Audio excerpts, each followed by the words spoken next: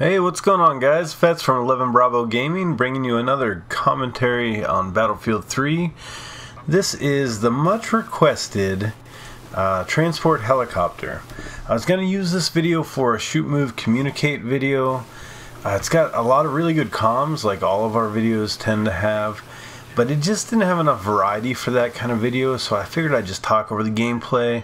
I always enjoy when people just kind of talk through the gameplay and what they're doing. So that's kind of what's going to happen here. I get a ton of requests for transport chopper gameplay. It can be a lot of fun to do, but it's extremely difficult with the way the transport choppers are balanced. And what I mean is they have pretty good firepower because you got these two awesome miniguns. And then you can have, you know, two guys repairing for you and spotting and shooting javelins and RPGs out of the side. But if you take a hit from a tank shell, that's an instant 5-piece for the other team. And no one likes that. It's so embarrassing. It's like the worst. You almost have to not worry about it. But one of the things I liked about this gameplay is that it's a two-man chopper crew for the most part. So I cut out like a couple minutes at the beginning. We were in the chopper, the transport helicopter, and we had a full crew. We had Krupt and Raymond's son in here. So we had both guns going, repairs going, and we got rammed by a jet. Like, of course, you know, that's pretty much what happens in these things. That was, I think at the end, that shows 2 deaths for me. I don't remember what the other death was. I think it might have been screwing around waiting for the chopper to respawn. I don't die again. Obviously, I picked this gameplay for that reason, but you know, a lot of people can get 2 guys in one of these things and go out and play and have fun. So I wanted to show that to you guys, because not everyone can get 5 guys in a chopper who are dedicated and coordinated. I might do another video on that. It's a really fun way to run the transport chopper, because it can be a really powerful force that way. But you know, they've nerfed it against tanks and armor, so it's not very strong against them. You can make up for that with your javelin and RPGs. So that's something I might show later. But this video, it's me and Dutch, and we're flying around this map, just covering our teammates. Right here, Krupt had asked us to clear this rooftop. They weren't able to capture Alpha, and they weren't sure where this guy was. It turns out he was up in this top room here. But they asked us to come in, check the rooftop. One of the jobs of your chopper in the air is to do those kinds of sweeps for enemy players. And I like using the minigun for suppression a lot. You know, even if I don't see the guy, this thing puts out such a volume of fire that here you see it real quick. I'm going after the tank, and I see the infantry, and instantly I want to switch targets because that's a much easier target for me, the infantry. I don't do much damage to the tank. I do switch back to the tank because of I couldn't rotate on the infantry anymore. And what I should have done is switch back over to the infantry here, and I don't. But yeah, the volume of fire these miniguns put out is fantastic. It's so much fun. If you can get them things going, you can really suppress infantry with them. They can be hard to aim. I start out really sloppy. You'll notice like my aim is terrible still up to this point in the video. Towards the end, I kind of get into the groove with it. It just takes some practice. I hadn't gunned in one of these in a while, and once you kind of learn the sensitivity, I'm playing on Xbox, of course, it can make a big difference. This Viper kept coming for us. We're a pretty easy target. I shoot down transports in the attack chopper all the time. But you got to be really careful. If you let them get on you like I just did, man, they're going to rip you apart. I actually think I can steal this chopper, and I did too much damage. It breaks apart on me. But you saw it's pretty close. I might have been able to pull off that mid-air repair. That would have been pretty epic. Probably not, but that would have been cool. Anyways, I was hoping to grab it on the ground and repair it. Didn't happen, no big deal. Dutch comes down, picks me back up. He's turned into a really good pilot in these transport helicopters. I remember at one point a long time ago, early on, I don't want to say criticize, but I'm not sure what word I want to use, but I made a comment that he flew too rough, like for the gunner.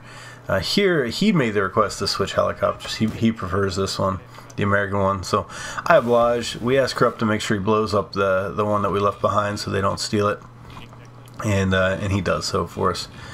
Him or Raymond's son. But yeah, I made a comment to him that he was a little too rough, and think he took that to heart, because I don't think I've flown with him in a while in here, but he is fantastic in what he does. So here's where we get into a little bit of the nuts and bolts of how to be a good pilot in this thing. He identifies targets. He actually called out 70 to 90% of the targets that I shot, like where I didn't even see him, but he saw them.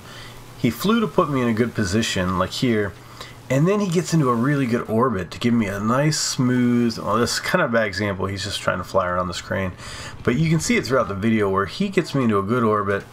Now he has to balance that with the safety of the helicopter. There's times where he just has to get out of town and he has to move on, and we come back. That's one key to being a good pilot. You keep the chopper safe first and foremost. This is a good example. This guy here, I can't hit him, and we're getting tore up by, I think, the AA gun in their spawn, and he just says, he's like, look, we'll come back. I was like, hold on, I almost got him. He's like, no, we'll come back for him, and we come back and get him. But he does a great job of identifying threats and targets, and he finds those soft targets for me, the Humvees and the infantry, and then he just lines me up for a really good shot. Now we're talking all the time. I'm like, I'm left door, I'm right door, typically default to whatever door he likes best based on where the pilot seat is, and then I'll switch as needed, especially with jets flying over. You switch to stay on them. Here we come back for the sniper and end his day, and so he's done a great job of that. Now on the counterpoint, if you're the guy gunning, or if you have two of you guys gunning, you need to be watching the 6 and watching for threats. So the biggest threats are clearly jets coming in from behind and choppers coming in from behind.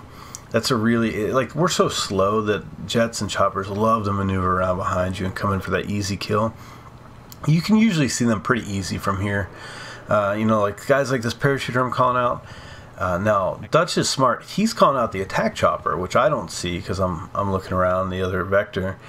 And we come up and we light this chopper up, and then we kill the guy parachuting out of it, and it all works out perfect. This teamwork, this coordination is the key to the transport chopper, obviously, and it's not hard to do with two guys. As you can see, we're doing a pretty good job on this map. You don't get a lot of kills on this map in any vehicle or any situation. There's too many vehicles. It's too spread out for console.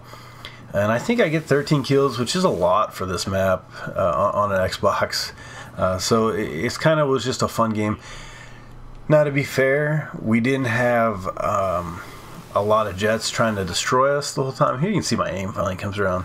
If you got jets that are just determined to kill you, unless you have really good jet pilots on your team helping you out, it can be frustrating, because this thing goes down like a bucket of rocks in a lake. You know, it doesn't take very much damage, even though you can repair it on the fly.